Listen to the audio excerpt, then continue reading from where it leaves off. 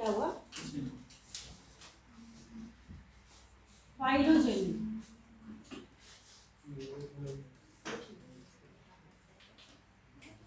PHYLOGENY, phylogeny. Phylogeny का मतलब हो गया study of ancestral history. Study of ancestral history.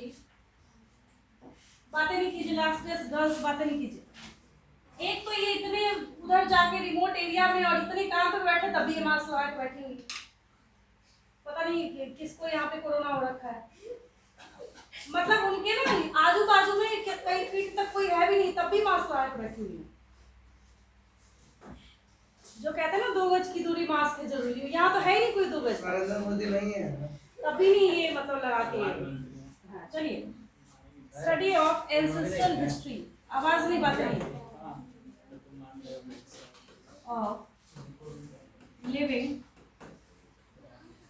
Organisms. Of living. आजकल क्या है ना, बच्चे जानते हैं कि किसी चीज का एडवांटेज कैसे लिया जाता है ना। किसी चीज को उनको अप्लाई करना तो उसका एडवांटेज सबसे पहले देखते हैं बच्चे की क्या है। अब सारे बच्चे मास्क लगा के बैठेंगे तो उसमें पता नहीं चलेगा बातें कौन कर रहा है। तो वो हर चीज में एडवांटेज ढूंढते हैं कि हमें किस चीज में कहाँ कैसा एडवांटेज मिल सकता है। चलिए, ये हो गया। अब एक बात आप मेरी साफ साफ समझ लीजिए, यहाँ मैं आपको वर्टिब्रेट्स का एग्जांपल देने जा रही हूँ, but that topic doesn't concern with this topic. Vertebrate का एग्जांपल मैं इसलिए दे रही हूँ कि क्योंकि वो बच्चों को सबसे अच्छा समझ आता है।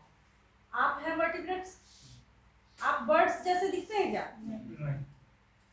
नहीं। फ्रॉग्स जैसे दिखते हैं?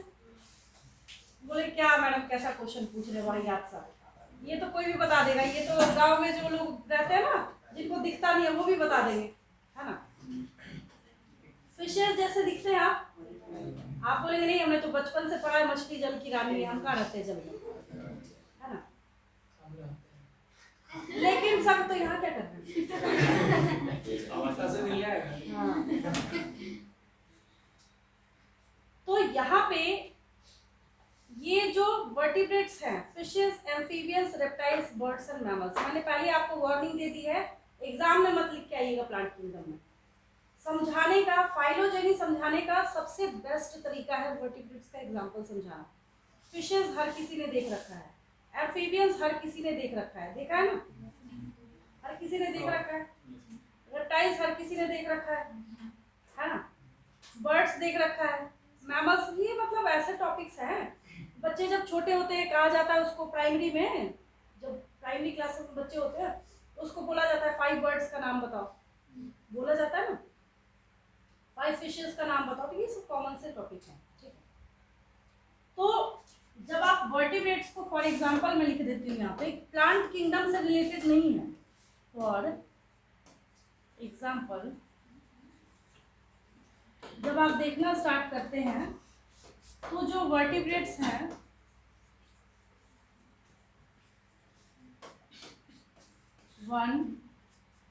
फर्स्ट इज फिशेस, एम्फीबियंस,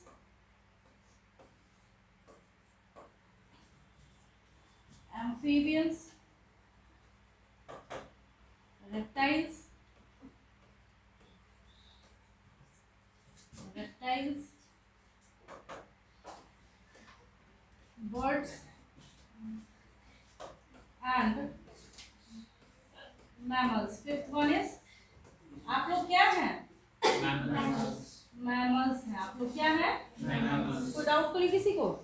किसी और को तो नहीं बिलोंग करते हैं? क्लियर है ना? क्या है आप लोग? मैमल्स हैं, ठीक है। कोई किसी के जैसा किसी एंगल से नहीं दिखता, लेकिन फिशेस हो या फिर एम्फीबियंस हो, रेप्टाइल्स हो, बर्ड्स हो, सारे रिश्तेदार हैं आपके। क्या मतलब हुआ? सब कॉमन एंसेस्टर को बिलोंग करते हैं। साइंटिफिकली आप सब क्या हैं? वर्टिब्रेट्स। अब कोई फिशेस है तो वो मैमल्स को बोलेगा भाई तुम कौन सा एडवांस हो गया, आई एम ऑल्सो वर्टिब्रेट, ये भी वर्टिब्रेट है। तो सब के सब क्या है, इसमें वर्टिब्रेट्स है। तो ये कैसे आया? जब हमने इनके एंसेस्ट्रल हिस्ट्री की पढ़ाई करी, या सुनो, अगर हम आर्टिफिशियल सिस्टम ऑफ क्लासिफिकेशन पे चलते तो ऐसा कभी नहीं होता। होता क्या? सवाल ही नहीं उठता है। तो किसी के दिमाग का कोना इस लेवल तक सोचने पे जा ही नहीं सकता, सिर्फ देखने के बेसिस पे कि ये सब के सब वर्टिब्रेट्स हैं। ये तब पॉसिबल हुआ जब इनके इवोल्यूशनरी रिलेशनशिप को देखा गया। किसको देखा गया? जब इनके इवोल्यूशनरी रिलेशनशिप को देखा गया तो पता चला कि ये सब के सब वर्टिब्रेट्स हैं। ठीक उसी तरीके से अभी जो मैं आपको प्लांट्स के रिगार्डिंग पढ़ा रही हूँ, तो किंगडम प्लांटी में जब स्टडी ऑफ एंसेस्ट्रल हिस्ट्री को देखा गया और उसको एनालाइज करते हुए कोरिलेट किया गया, तब जो क्लासिफिकेशन सिस्टम बना उसको रियल माना जाता है।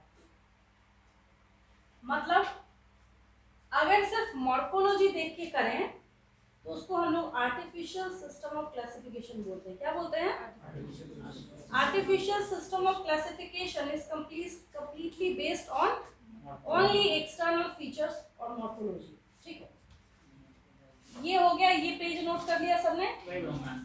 लिख लीजिए।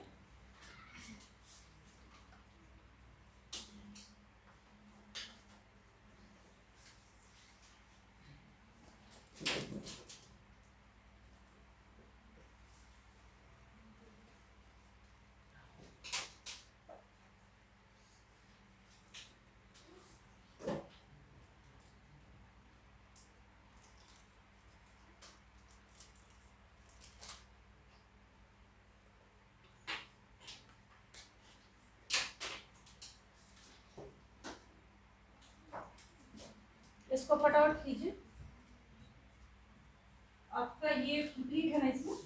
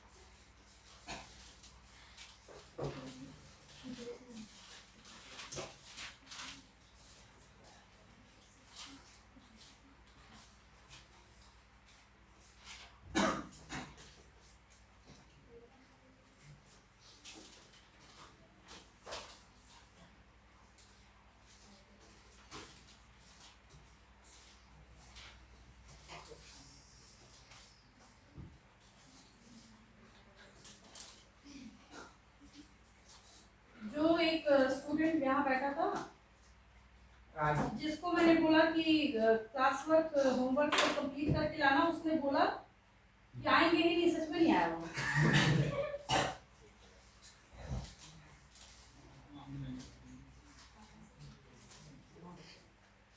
चलिए, आपकी कॉपी आपकी यहाँ रख दीजिए। आगे चले हम लोग, आगे चले।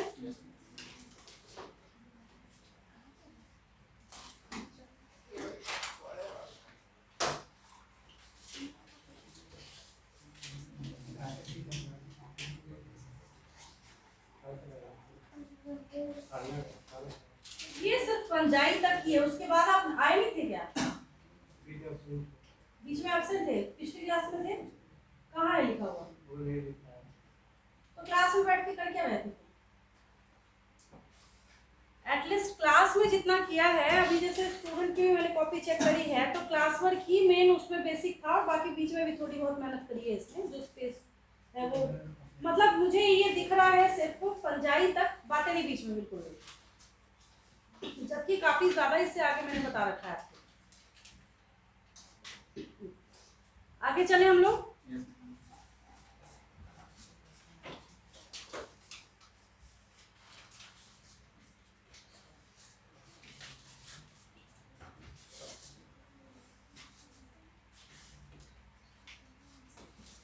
देखिए हेडिंग दीजिए आर्टिफिशियल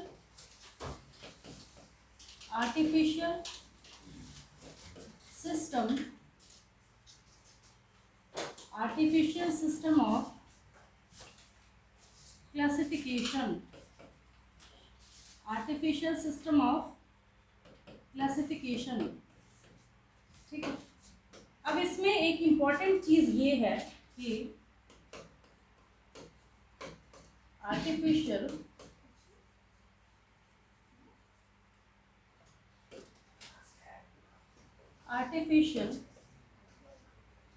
सिस्टम ऑफ क्लासिफिकेशन, कोई भी ऐसा स्टूडेंट जो रफ नोटबुक में काम कर रहा हो ना, धीरे धीरे धीरे अपने में इम्प्रूवमेंट लाइए, मेरी क्लास में नहीं बैठेंगे। बायो की नोटबुक लाइए, उसमें काम कीजिए। अभी लिखना नहीं है क्लास में, आपके पास इतना टाइम नहीं, अकेले बायोलॉजी थोड़ी पढ़नी है आपको, बहुत सारे सब्जेक्ट्स हैं आपके पास। कुछ ऐसे बच्चे हैं जिनके पास मैथ्स के साथ बायो भी है, या बायो के साथ मैथ्स भी, जो भी समझ है ना। तो इतना छोटे बच्चे तो है नहीं कि यहाँ पे रफ कर रहा है फिर घर जाके फेयर करेंगे, इतना टाइम तो है नहीं आपके पास। क्लास में ही काम कीजिए, और काफ़ी टाइम देती हूँ मैं लिखने के लिए, आप खुद भी बोलते हैं नहीं होता, आप खुद ही नहीं आगे बढ़ने देते, कहते हैं मैडम रुक जाइए लिखने दीजिए, बोलते हैं ना।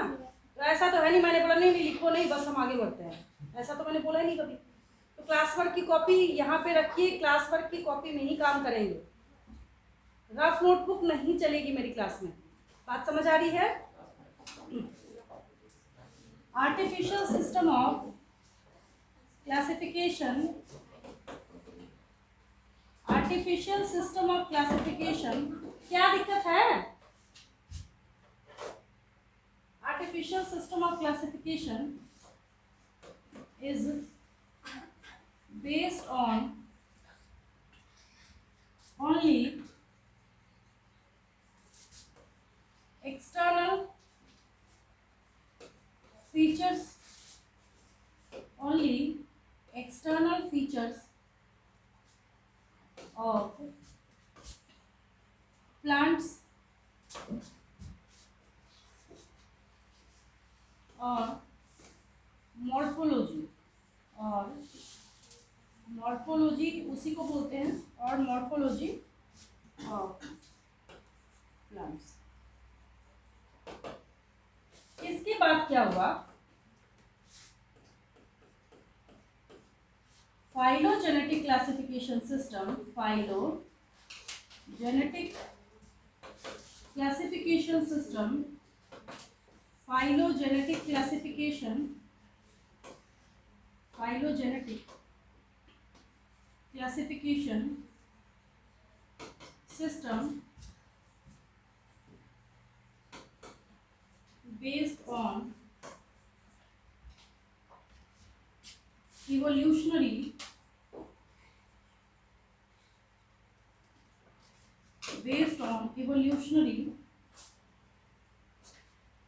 relationships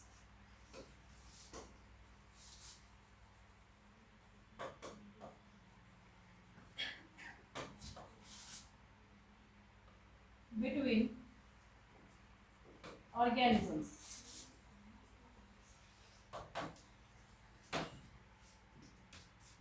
ये इवोल्यूशनरी रिलेशनशिप पे बेस्ड है। एक और नेक्स्ट कॉपी भी पास कर दीजिए मुझे इसके साथ, बॉयज में।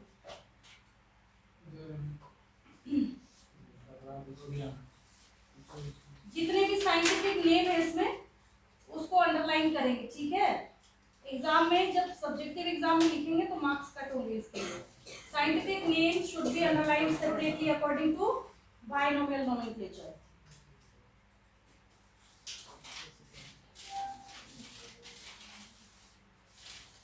ये कब तक कंप्लीट करके चेक कराएंगे? परसों हो जाएगा? परसों तक कीजिए, हाफ तो है ही आपका, इसके आगे थोड़ा सा ही बचा हुआ है। परसों नहीं लाए तो फिर मैं यहाँ पे इनकम्प्लीट वर्क लिख दूंगी, अभी नहीं लिखा है कि परसों आप चेक करा लीजिए।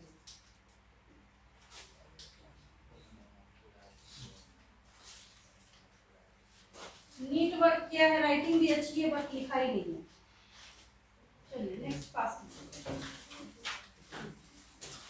नेक्स्ट आगे मूव करूँ, यहाँ तक हो गया सबका?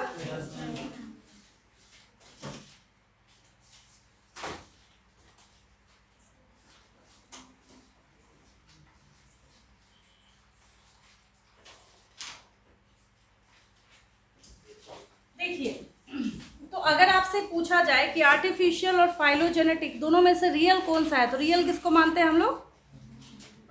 फाइलोजेनेटिक को। किसको मानते हैं? फाइलोजेनेटिक को हम लोग रियल मानते हैं। नेक्स्ट देखिए, अब एक और टर्म है, हेलोफाइट स्टार्ट करने के पहले 2-3 छोटे छोटे टर्म्स दिखेंगे आपको। उसके बाद लिखा है साइटोटैक्सोनॉमी। उसके पहले टैक्सोनॉमी लिख दूं मैं। आपसे एग्जाम में पूछा जाएगा what are the differences between, पहला taxonomy and systematics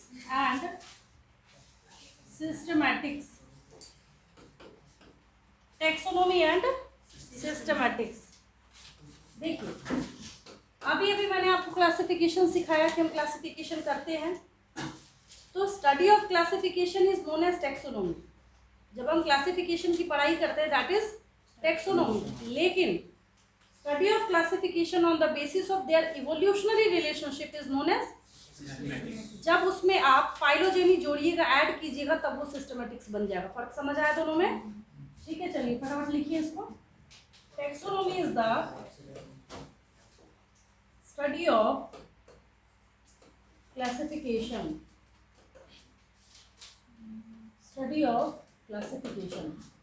while systematics is the, यहाँ तक तो होगा ही होगा, स्टडी ऑफ classification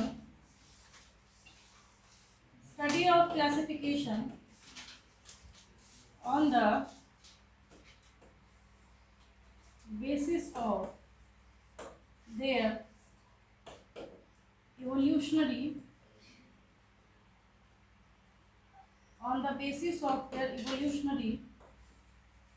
relationships। मतलब, और इवोल्यूशनरी रिलेशनशिप्स के लिए हम लोग क्या लिख सकते हैं यहाँ पे? क्या लिख सकते हैं? फाइलोजेनी लिख सकते हैं। क्या लिख सकते हैं हम लोग इसके लिए? फाइलोजेनी लिख सकते हैं। फाइलोजेनी लिख सकते हैं। और अगर हम प्लेन टेक्सोनॉमी देखना स्टार्ट करते हैं, तो समटाइम्स टेक्सोनॉमी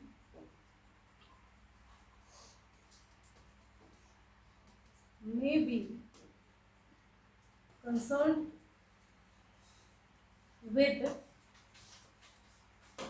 morphology मतलब एक्सटर्नल फीचर, मॉर्फोलॉजी मतलब एक्सटर्नल फीचर्स।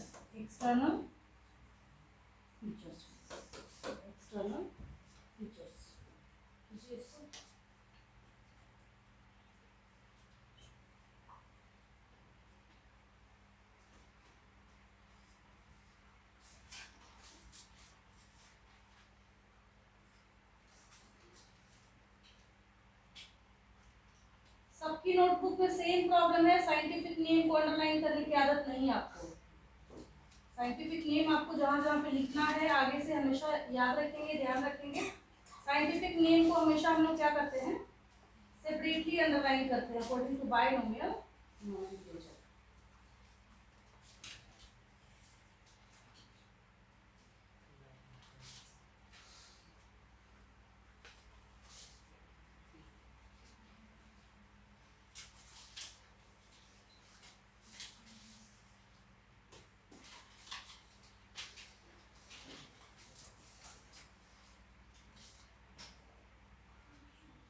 ये आपकी नोटबुक है? आपकी है?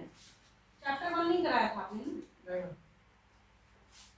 यहाँ मैंजिफेराइड लिखा है, होमो सेपियंस है, ये सब आपने सेपरेटली अंडरलाइन करने की आदत नेक्स्ट टाइम से डालेंगे। ठीक है, मेरे ख्याल से पहली बार मेरे ही पीरियड में लिख रहा है, नहीं? इसके पहले कई बच्चों ने तो कभी लिखा ही नहीं कभी लाइफ में, ऐसा लग रहा है मुझे।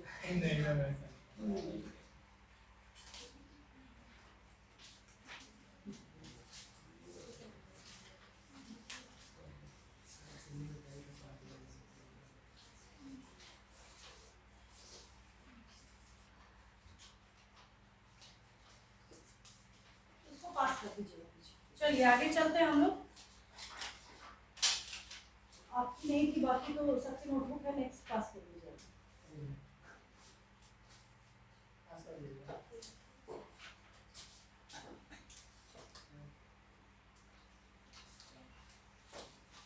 आप दोनों की है नोटबुक, आपकी और आपकी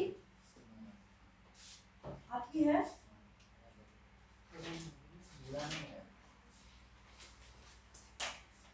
नो मैम, तो इतने दुखी होके बोल रहे हैं, जैसे मैंने क्लास में पढ़ाने के पहले इसको बोला कि तुम मत पढ़ना, तुम लोग कान में रुई डालो, और बाकी को मैंने पढ़ाया। इतने दुखी होके बोल रहे हैं नो मैम, जैसे पता नहीं कौन सी तकलीफ है। चलिए आगे बढ़े हम लोग। अब हम लोग क्या करते हैं, थैलोफाइट्स और एल्गी स्टार्ट कर रहे हैं। क्या स्टार्ट कर रहे हैं? थैलोफाइट्स और एल्गी।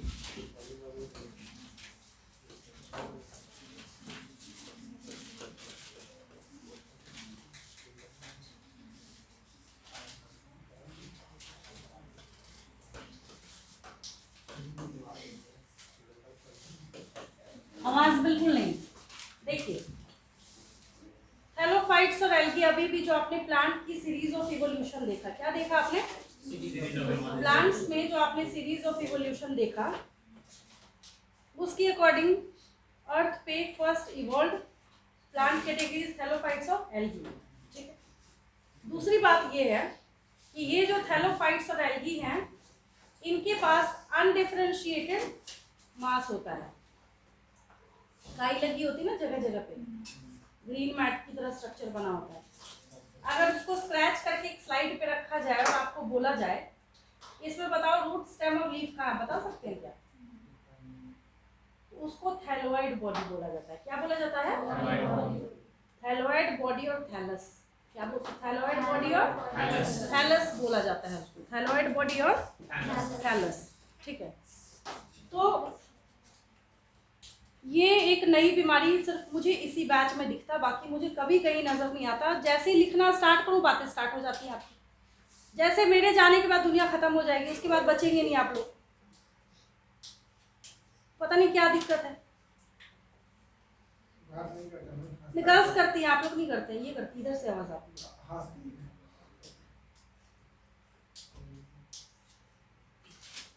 बातें नहीं कीजिए बीच में। देखिए, थैलोफाइट्स और एल्गी को according to series of evolution जब आप लोग देखना स्टार्ट करते हैं तो क्या है ये? Yes, first evolved plant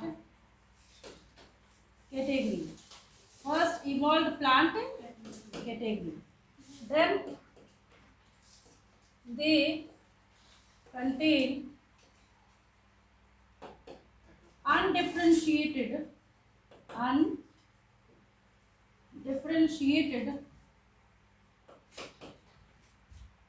body which is called as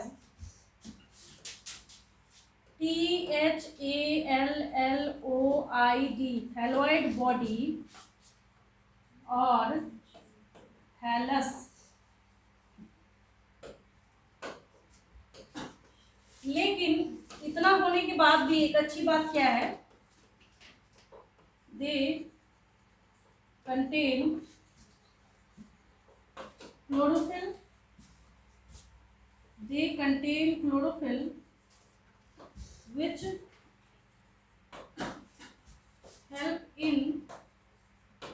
which help in photosynthesis, जो किसमें हेल्प करते हैं? फोटोसिंथेसिस में हेल्प करते हैं। किसमें हेल्प करते हैं? फोटोसिंथेसिस में हेल्प करते हैं। ठीक है, और आप लिखिए इसको।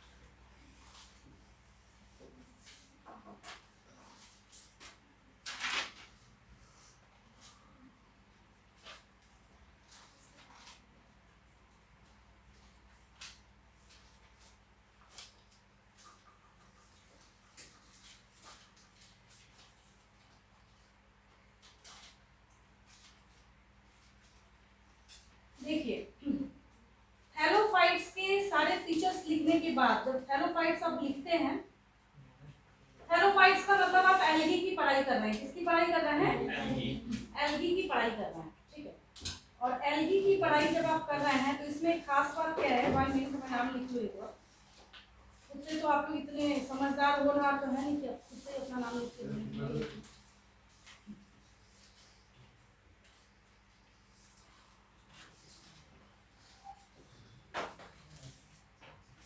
चलिए, और आप मुझे नेम बोल दीजिए, आप बोल दीजिए अपना नेम।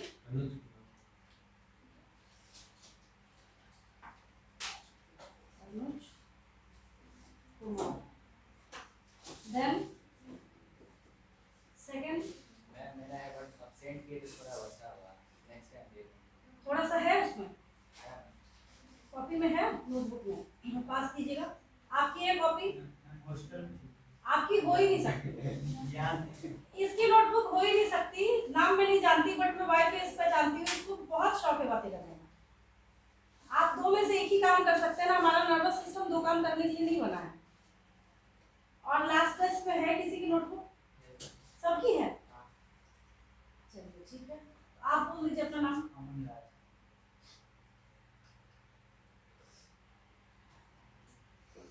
गर्ल्स में कोई ऐसा जिसका वर्क कंप्लीट नहीं है? सबकी नोटबुक है क्या? चलिए ये हो गया, आगे देखिए।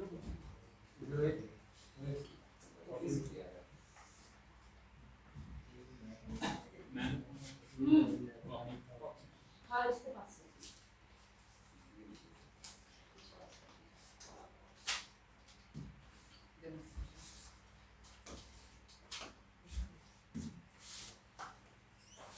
आगे जाके जब हम लोग एल्गी को एनालाइज करना स्टार्ट करते हैं तो कुछ एल्गी ऐसे होते हैं जो कि फंजाई के साथ अपना सिम्बायोटिक एसोसिएशन शो करते हैं। याद आया? That is lichen. पढ़ा है आपने, पढ़ रखा है इसको। अब है टॉपिक में तो लिख लीजिए, आपको पता है, हर एक बच्चे को पता ही है lichen.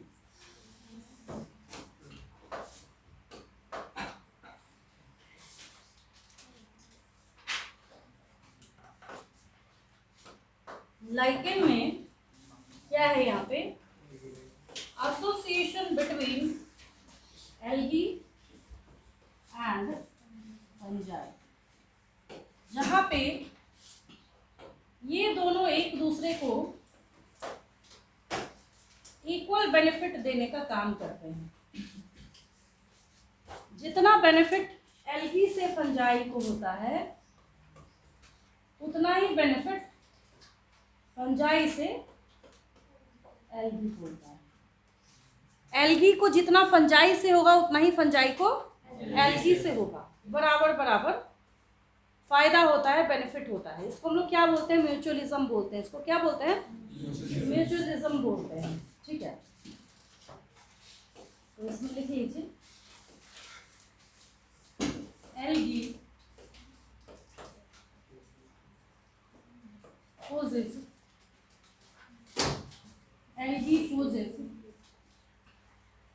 symbiotic association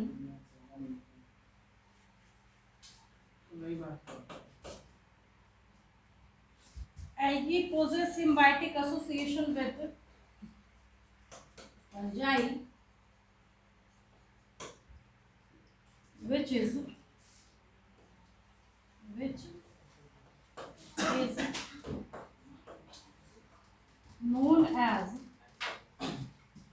which is known as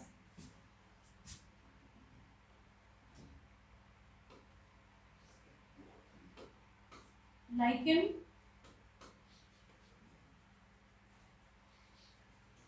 and this specific relationship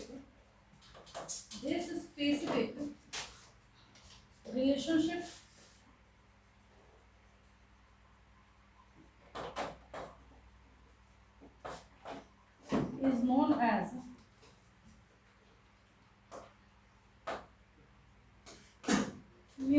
mutualism, MUTUALISM, mutualism और सिम्बायोसिस, SYMBIOSIS, और सिम्बायोसिस क्या बोलते हैं हम लोग इसको? सिम्बायोसिस बोलते हैं। लास्ट टेस्ट से तीनों कॉपीज आप एक वहां से उठ के लाके दे दीजिए, लिख के दे दीजिए।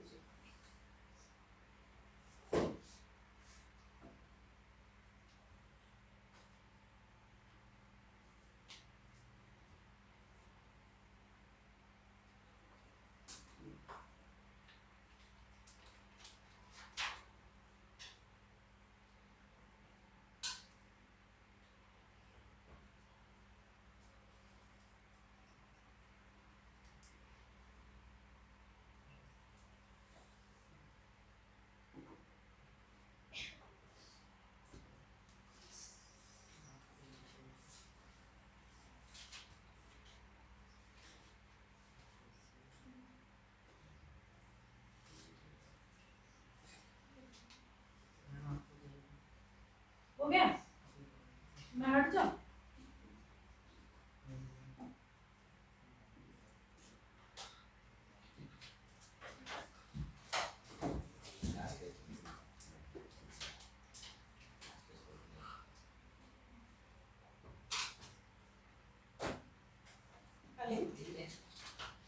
हाँ।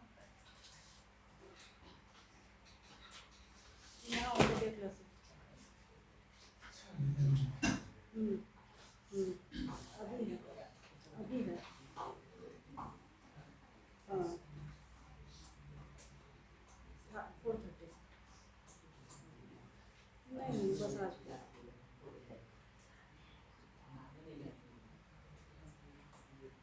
मैंने नहीं बताया कुछ।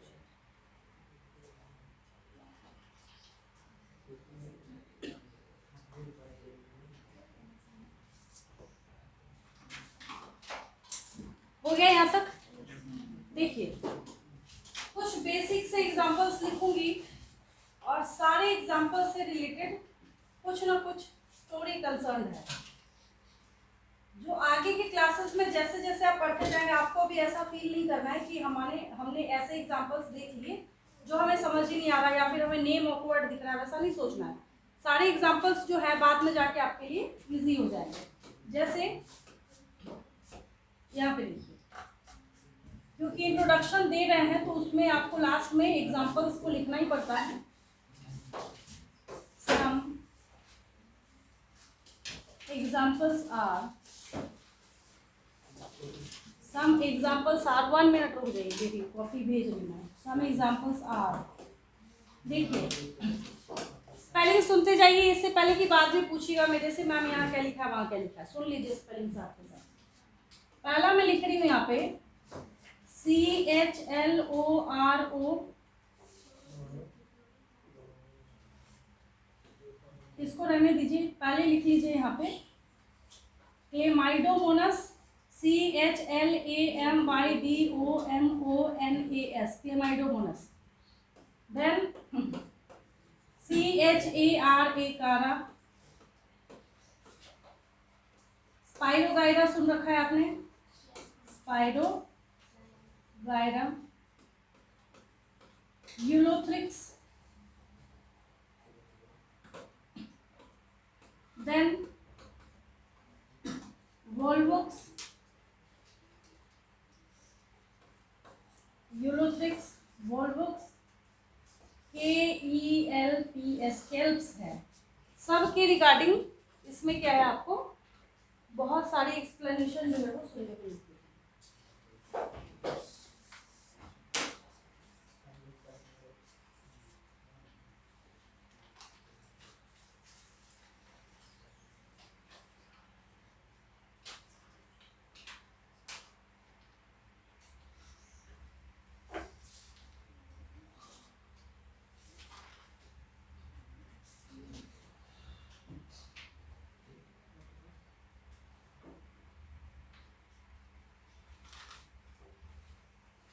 थोड़े स्पेलिंग एरर पे भी ध्यान देंगे, इनकी नोटबुक है, थोड़े स्पेलिंग एरर पे ध्यान देंगे, ठीक है। थोड़ी सी हैंडराइटिंग में इंप्रूव कीजिए, ऐसा लग रहा है छोटे बच्चे ने लिखा है। क्या हुआ? ऐसा ही लग रहा है, ऐसा लग रहा है किसी 5वीं 6वीं के छोटे बच्चे ने लिखा है। अब इधर ये तो लग रहा है उर्दू लिखा हुआ है यहाँ पे। ये पढ़ते हैं मैं उर्दू से। मतलब नहीं उर्दू पढ़ते हैं तो ठीक है, बायोलॉजी में थोड़ी लिख देंगे यहाँ पे, जहाँ इंग्लिश लिखना वहाँ भी उर्दू लिख देंगे क्या? वो क्या होगा, मैं राइटिंग में आते ना उर्दू। नहीं मतलब ये ऐसे लग रहा है कि कुछ भी घिस दिया बस, ऐसे नहीं कीजिए, एग्जाम में मार्क्स नहीं मिलेंगे ऐसे। ठीक है। अब मैं क्या चेक करूँ इसका?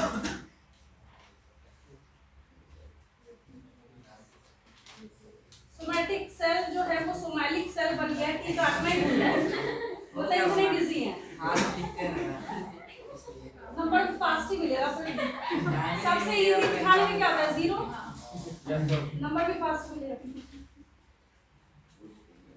टाइम नहीं देता है क्या? मतलब टी को आप टच नहीं कीजिएगा, एल लिखा रहेगा, नंबर मिल जाएगा। वही तो सुधार है।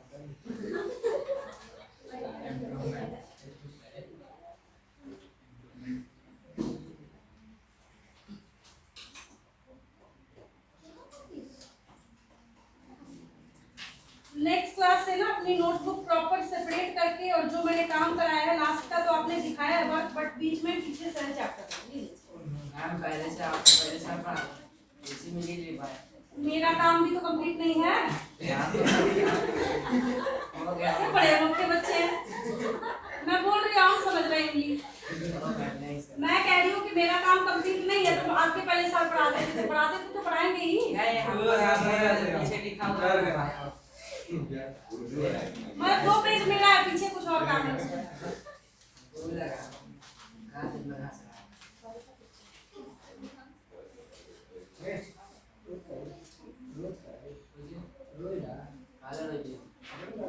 हो गया, ये एग्जांपल्स लिखिए आपने। अब देखिए इसमें जो कैल्प आपको लिखा हुआ दिख रहा है सबसे नीचे 6 नंबर पे कैल्प लिखा हुआ है, क्या लिख रहा है? समझिए ध्यान से, स्टोरी सुनिए। कैल्प को बोला जाता है कि कैल्प बहुत ज्यादा जरूरी है, किस चीज के लिए? वाटर के अंदर, सी या ओशन के अंदर उसके इकोसिस्टम को मेंटेन कराने के लिए। रीजन क्या है? जैसे अगर पूरी धरती पर से पेड़ पौधे गायब कर दिए जाए तो क्या होगा? आप सर्वाइव कीजिएगा क्या?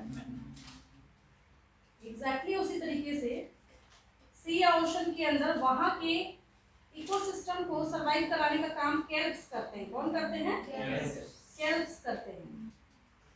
और कैल्प के होने से क्या होता है? बहुत सारे ऑर्गेनिज्म सर्वाइव करते हैं। अब जैसे आपने सुना होगा, ये किसकी नोटबुक है? ये आपकी है।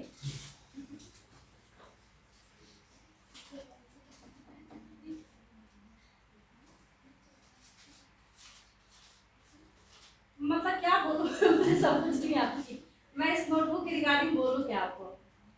ऐसा लग रहा है कि ये ऐसे ही रफ कॉपी है, बस दे दिया है मुझे करने के लिए। एग्जाम में नहीं पूरे, मैंने सोचा हो सकता है आज इधर जल्दबाजी में करा, पूरी कॉपी ऐसी ही है। नहीं राइटिंग वैसी नहीं है, फिर से लिखा जाए तो ठीक है। मैंने बोला कि एक क्लास वर्क की कॉपी होनी चाहिए, इसका ये मतलब थोड़ी कि आप यहाँ पे फ्रेंच लिख दीजिएगा। एंड राइटिंग जो है वो रीडेबल होना चाहिए, इतना प्रॉपर टाइम मिलता है आपको, उसके बाद भी ये हाल।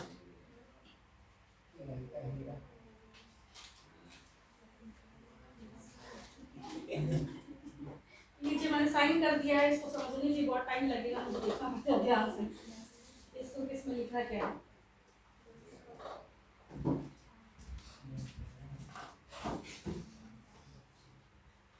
चलिए इसके आगे की जो एक्सप्लेनेशन है उसको हम लोग 1 बाय 1 करके, इसकी और कैटेगरीज है एल्गी की, हेलोफाइट्स की और कैटेगरीज है क्लोरोफाइसी, फियोफाइसी, रोडोफाइसी, ये तीनों कैटेगरी है। तीनों में आपको डिफरेंस देखना है, तीनों की डिटेलिंग करनी है, तीनों में कैसा कैसा मोड ऑफ रिप्रोडक्शन होता है, तीनों के अलग अलग आपको एग्जाम्पल सीखने हैं। और इस चीज़ की 2000% गारंटी है कि ये जो 3 टॉपिक आप अभी सीखने वाले हैं उसमें से नीट में क्वेश्चन होता ही होता है। आज तक ऐसा पेपर नहीं बना जिसमें इन 3 टॉपिक में से एक से क्वेश्चन पिक ना किया जाए, होता ही होता है। ठीक है, बाकी इसके आगे का जो है वो हम लोग नेक्स्ट क्लास में करते हैं।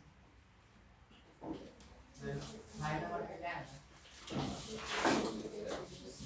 टाइम है ना, कॉपी से